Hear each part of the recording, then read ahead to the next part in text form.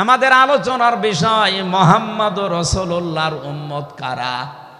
রব্বুল আলামিন বলেন মুহাম্মদুর রাসূলুল্লাহ, মুহাম্মদ সাল্লাল্লাহু আলাইহি সাল্লাম আল্লাহর রাসূল। হে নবী, দুনিয়ার কেউ যদি আপনার রিসালাত স্বীকার না করে, কেউ যদি সাক্ষী না দেয়, আমি আল্লাহ নিজে সাক্ষী দিয়ে দিলাম আপনি আমার রাসূল।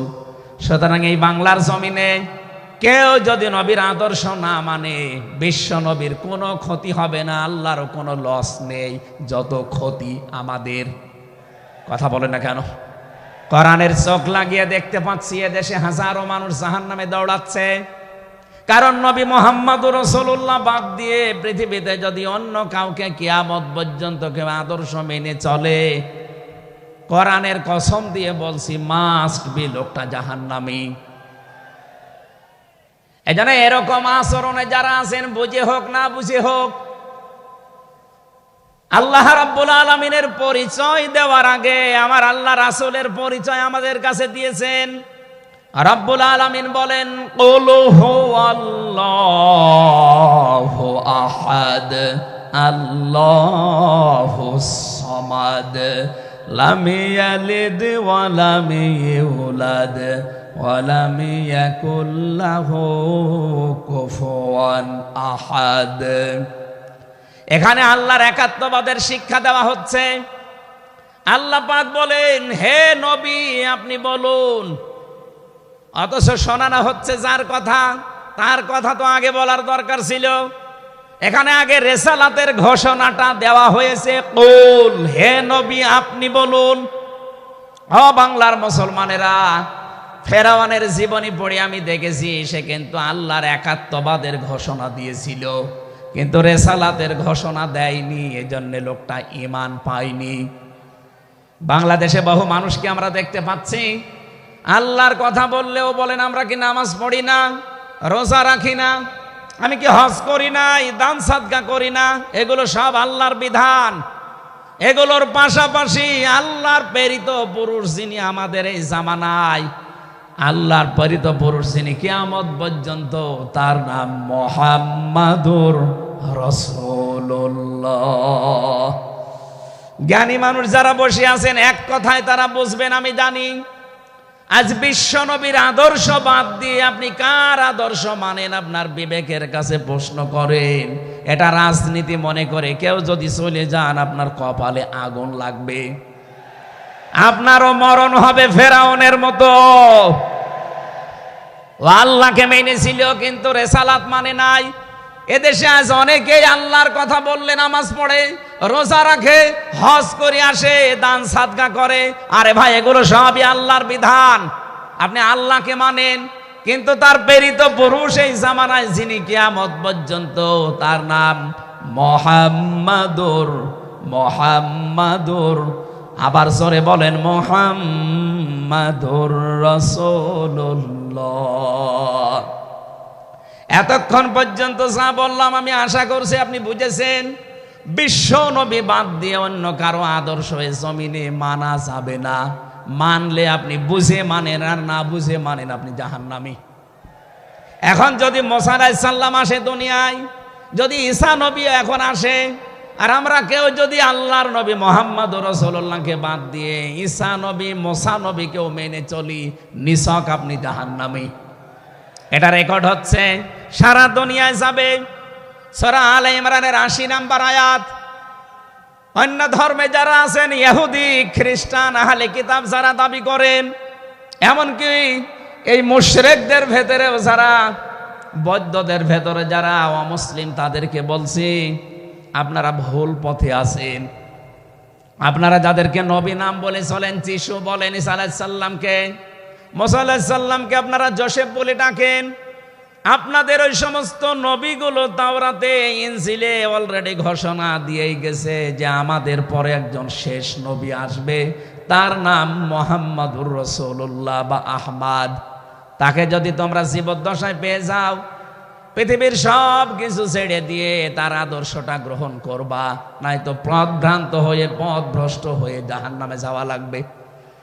যাকে মেনে চলার দাবি করেন সেই যিশু, সেই যোসেফ, হযরত ঈসা নবী, হযরত মুসা নবী, তারাই যেহেতু ঘোষণা তাওরাতে ইনজিলে দিয়ে দিয়েছে, হয়তো আপনাদের পুরোহিত যারা, ধর্মগুরু যারা, ঠাকুর যারা আপনাদেরকে শোনায় না। এই সত্য বিধান আপনি ইনজিলে পড়েন। আমার শেষের শব্দ ছিল ফিত তাওরাতি ওয়াল ইনজিল। এই দুইটা কিতাব আপনারা পড়ে দেখবেন, এখানে আমাদের নবী শেষ নবীর বর্ণনা আছে 903 জায়গায়। বলেন আল্লাহু আকবার। আল্লাহ পাক প্রথম শব্দে জানাতে চেয়েছেন, হে নবী, কেউ যদি আপনাকে স্বীকার না করে, কেউ না মানে, আমি আল্লাহ নিজে ঘোষণা দিলাম, ওয়াল্লাযীনা মাআহু আশিদ্দাউ আলাল কুফফার।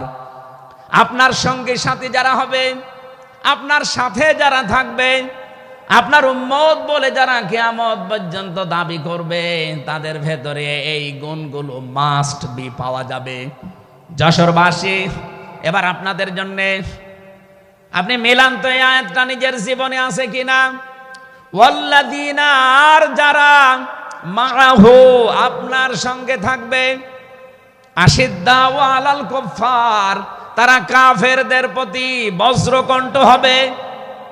কালকে মাওলানা মামুনুল হক, আমি ছিলাম কালকে চট্টগ্রামের ফেনীতে, একটু লাইভ দেখেছি। উনি কিন্তু শেষের দিকে এটা জানিয়েছেন, ওঠো বজ্রমুঠি করো, ঘোষণা দাও। এ কথা বলেনি? কথা বলেন না কেন? ওনার এইটাই সামারাইজ, আশিদ্দাউ আলাল কুফফার, কাফেরদের প্রতি কঠোর হওয়া লাগবে। সেই সময় এখন অলরেডি চলছে। প্রতিবেশী নামে আমাদের যারা আছে, যেহেতু প্রতিবেশী পাল্টানো যায় না, এজন্য আমরা বেশি কিছু বলছি না। আমরা আশা করব যে প্রতিবেশীর চরিত্র পাল্টাবে। নবীজি প্রতিবেশী সম্পর্কে এত বেশি কথা জানিয়েছেন, মাঝে মাঝে বলতেন, জিবরাইল, প্রতিবেশী সম্পর্কে যত কথা তুমি বলো, মনে হয় যে আমার জমি জায়গার ভাগও দেওয়া লাগবে। যেহেতু এত দামি জিনিস প্রতিবেশী, এত গুরুত্বপূর্ণ, আপনাদেরকে তো আমরা আর পাল্টাতে পারবো না, আমাদের জমির সাথে আপনাদের জমি। এই জন্য বলছে আপনারা চরিত্র পাল্টাবেন। আপনি মাইক্রোসফট, ভয়েস অফ আমেরিকা, এগুলো সব খ্রিস্টানরা, ইহুদিরা চালায়। তারা আজ তামাম দুনিয়ার 257টা রাষ্ট্রে কিন্তু বিশ্বে সবচাইতে বেশি মিথ্যা কথা বলা হয় ভারতে। পৃথিবীর 257টা রাষ্ট্রের ভেতরে সবচাইতে বেশি সংখ্যালঘুরা নিরাপত্তার সহিত বাস করে বাংলাদেশে। অথচ এই দুইটা এতদিন, 54 বছর আমরা স্বাধীন হয়েছি, 54টা বছরে আমাদের পেছনে এই মিথ্যা দুইটা তথ্যই প্রতিবেশীরা ছড়িয়েছে। সারা দুনিয়ার মোড়লদেরকে বলতো যে বাংলাদেশে সংখ্যালঘু নির্যাতন হয়। এদেশের গোবিন্দ পরামানিক, কুমার কি সেন যেন, কয়েকজন মিলে তারা বিবৃতি অলরেডি মাঝে মাঝাই দিচ্ছে যে আগস্টের 5 তারিখের পর থেকে বাংলাদেশে আমরা সবচাইতে বেশি নিরাপত্তায় আছি সংখ্যালঘুরা। এখনো তো কোরআনে কারিম এই দেশে কায়েম হয়নি। আমি কোরআনের এই অনুষ্ঠান থেকে আপনাদেরকে গ্যারান্টি দিতে পারি, আল্লাহর কসম, কোরআনে কারিম যদি এদেশের রাষ্ট্রীয় ক্ষমতায় চলে আসে, বাংলাদেশের সবচাইতে বেশি নিরাপদে থাকবে সংখ্যালঘুরা। একজন মুসলমানের মাথায় যদি কেউ আঘাত করে, একটা গুনাহ হবে। একটা অমুসলিমের গায়ে যদি কেউ আঘাত করে, ডবল গুনাহ হবে। বাংলার মুসলমানেরা অনেকে মনে করেন যে এটা মনে হয় নতুন হাদিস। না, আপনি একজন মুসলমানকে আপনি মারলেন, আপনার নিজের ভাই, সে আল মুসলিম ও আখুল মুসলিম, কিন্তু অমুসলিম আপনার ভাই। এ কথা কোরআনেও নেই, হাদিসেও নেই। কে কথা বলেন এখন? 3টা বিষয় যদি কারো ভেতরে পান, সে যেই হোক। 1 নম্বরে কেউ যদি আমার কেবলাকে কেবলা মনে করে, ফাহুয়া আখি, সে আমার ভাই। 2 নম্বরে আমার জবাই করা জিনিস যদি সে খেতে চায়, ফাহুয়া আখি, সে আমার ভাই। 3 নম্বরে সে যদি আমার মতো নামাজ পড়ে, সে আমার ভাই।